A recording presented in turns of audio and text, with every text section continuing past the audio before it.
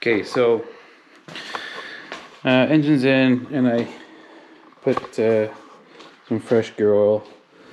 When I drained it, it was actually clean. So unknown transmission, clean gear oil, that's always a good sign. So this is the downpipe right now, and it almost would work. So what we're gonna have to do is it hits on that bracket down there. So we're gonna move this downpipe in more, and I think what we're gonna do is, so that's all the way. So I think what we're gonna do is we're gonna make a cut down here where it's straight, because this downpipe, when it comes out of the turbo, it just goes straight down. No kinks, no nothing. So I'm thinking what I might do is I might just cut that much off right there, and then I might make an angled cut where it's straight there, so that way I make a little bit of a pie, and we're gonna just, so it'll be in and it'll shrink it down in a little bit more. And so I was just kind of messing around with different couplers that I have to see what would work. With the intake manifold here, it does get really tight. I have just enough space to run the intake pipe because I need 3-inch. There's just enough space. I'll have to clock the turbo down and have the intercooler piping go down, because there's just no way. There's no way I could make it work going through here. So the first thing we're going to tackle is get the downpipe settled. Then I can work on the engine bay, the rest of the engine bay, because I know that the downpipe is good. I think worst comes to worst, I can make it work with the stock intake manifold in place. So if I was to have the compressor side of the turbo on here, it would simplify the intake setup. It would mean that I would have to do a totally new downpipe, which I don't want to do. Which might be easier, but man, I just don't want to. Just don't want to do it. So, yeah, because then I'll have to make, for the compressor to be on this side, where the compressor would sit right here, would mean that the downpipe on this side would have to go around and then back down and out, and I've made that downpipe before, and I don't, it's fine, but I just want to keep it simple. So it's all good. I'll make it work. So yeah, so I'm gonna rip that downpipe out and start making. Okay, so we're gonna cut up this downpipe. This downpipe has been used on 2 different cars so far. So it was on a Corrado VR6 turbo, and then it went on my Passat. So it had to get modified because the Corrado had a ATP manifold and I have a kinetic manifold, so it had to get modified, and now we're gonna modify it again because it's going on an 8 valve. But I'm gonna be able to reuse like this little kink here. It's gonna work well for the steering rack. It's good material, so I don't mind reusing it. It's fine. But we probably will have to shrink this down a little bit because of your 6 is taller. The 8 valve sits slanted back, so the distance down is it doesn't have to be shrunk. It doesn't have to be taken out much. We're talking like maybe an inch tops. What I'm thinking about doing is I'm thinking about making a cut here. I'm just still trying to figure out the best way. So I lopped this off the flange.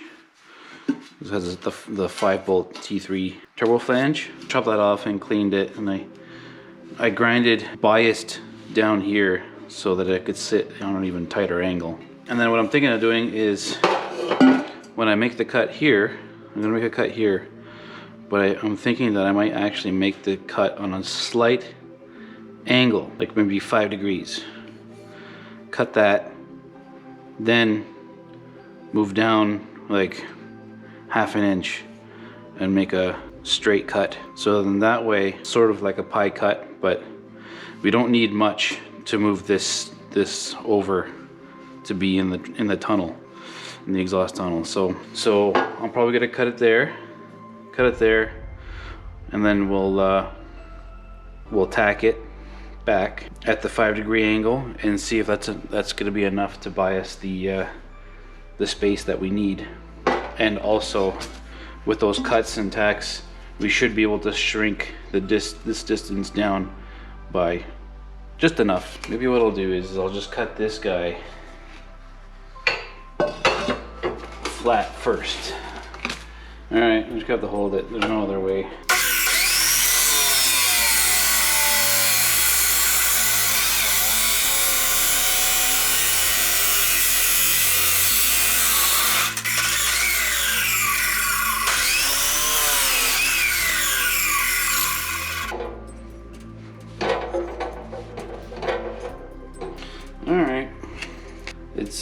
It is what it is. That wasn't the best cut in the world, but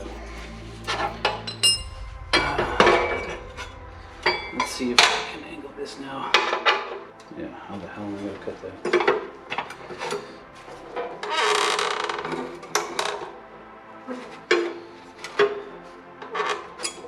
Amateur hour.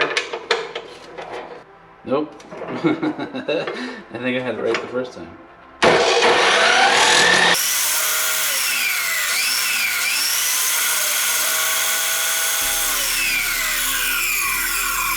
So one of the issues with these old school turbos is that like you have your 5-bolt flange. On a V-banded turbo, it's really easy to adjust this. You can adjust that at any time. You can make your downpipe and it goes down through the tunnel. And if you're too close to as long as you get it centered, you have that adjustability height-wise going through the tunnel. You just gotta attach it to the V-band and you don't have to worry about that, right? Which is nice.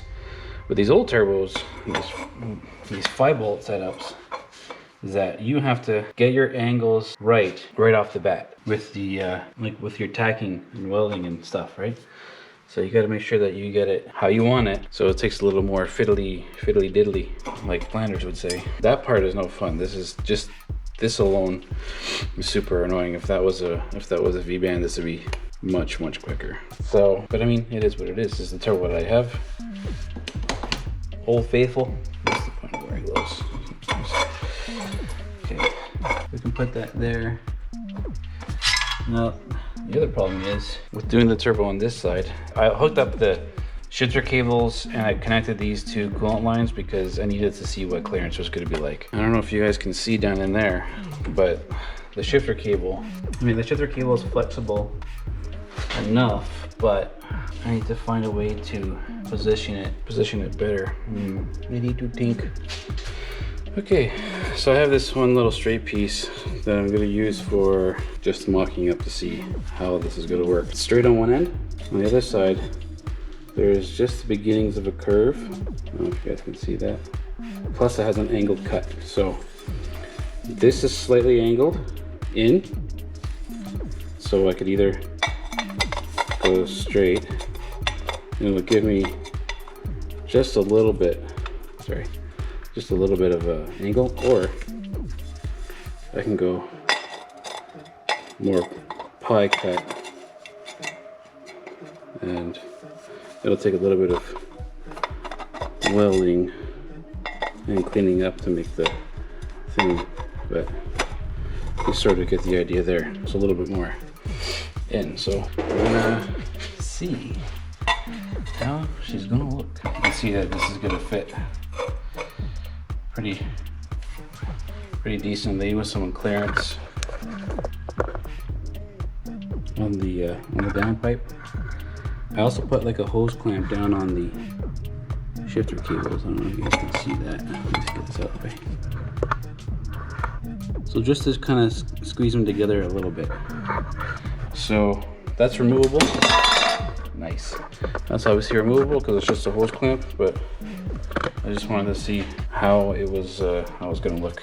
And it still seems to shift gears fine, so for now we'll do that. Let's get these guys out of the way, because I don't, you know.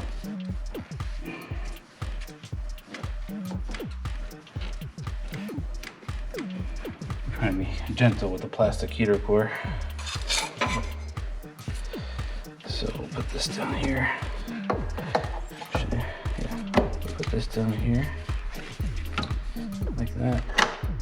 And this guy, yeah, let's do that for now. So hopefully that gives you a little better view. Just a reminder, I'm just a guy. I don't have training. I barely know what I'm doing. So everyone just keep that in mind. Okay, so there's one piece like that. It's gonna sit there more or less. This will. I cut this piece on a slight angle. So what I'm gonna do is we'll just tack this piece like so, and we'll see. So we're just gonna tack it, test it, and see how it is with my crappy welder and crappy MIG skills. So there's like some lines that you can see, so I'm just gonna line it up with exactly the same spot.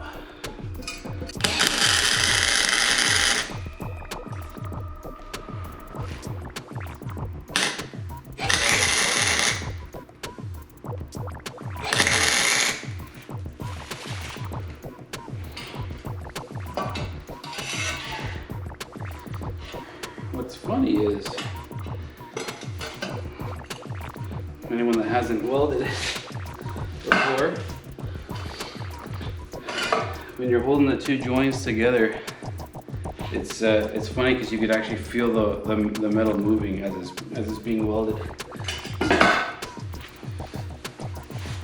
We'll just force these two together a little bit. So.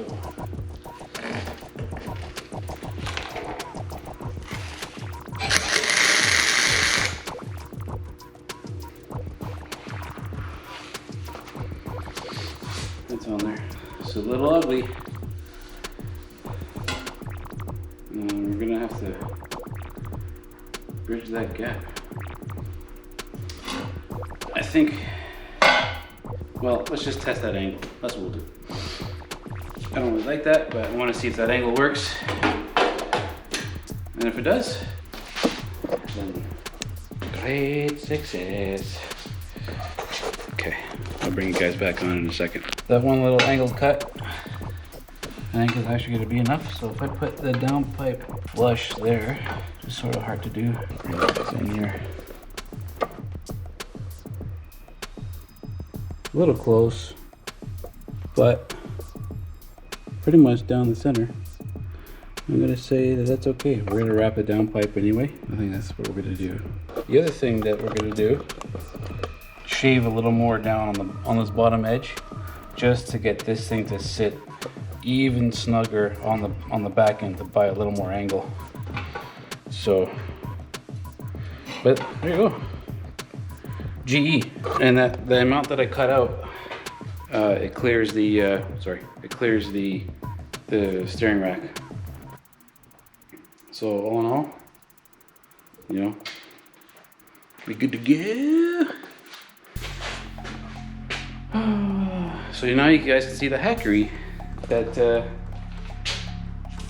that is me. That's what I do. I hack stuff together, connect the ends, make boosties. Cool. Let's get it done. Before I put you on the time lapse, I'll just explain what I'm going to do. This edge here, I'm going to grind this down even more, so that this angle, right, gets more pronounced, biased, so that when this bolts up, it'll curl in a little bit more. So even just a couple of millimeters, it'll buy us a little more space. The other thing I'm going to do is I'm gonna tack a couple more spots that I can to try and hold this in position so that when I do a full weld around, this thing isn't, like, it's gonna probably bend anyway a little bit, but if I can lock it into its position a little bit more, then I'll put a few tacks in there and make sure that it's okay.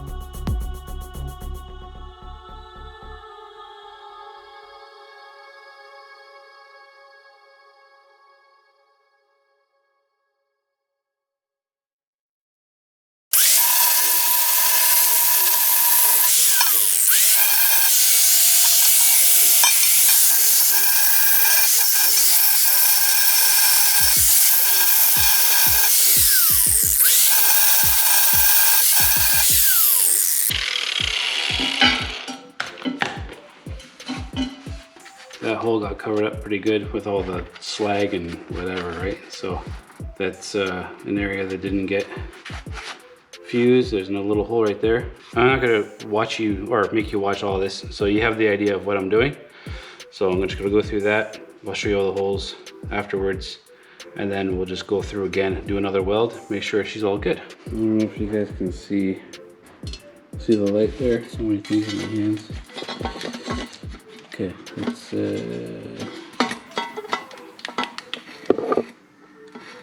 the light.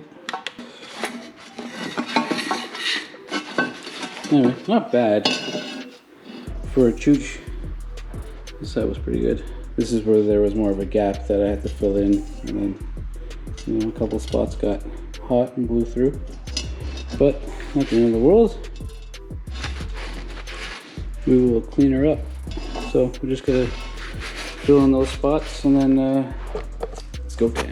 So I propped up the bottom of the downpipe with a jack stand. So now I'm gonna bring the welder up here, and we're gonna tack this into place in a couple different spots. We'll unbolt the flange, check to see,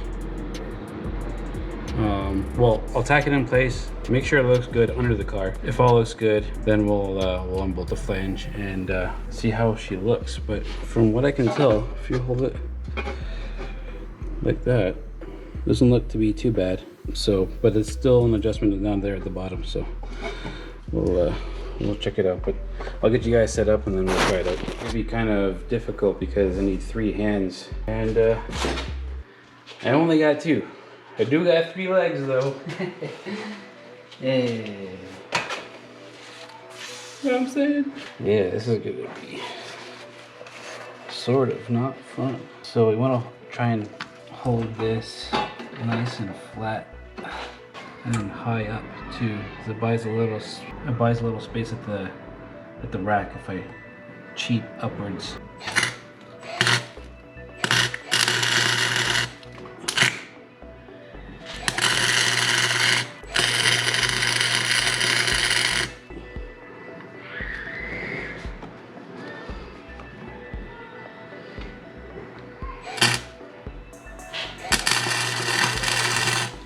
I don't like where that's sitting.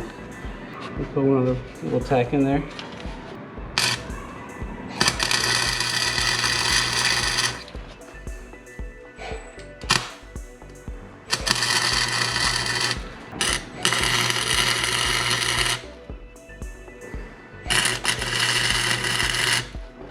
This is a pain.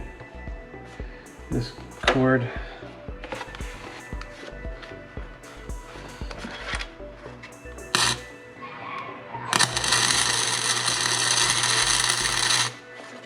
It seems to be sitting okay. Let's go check under the car.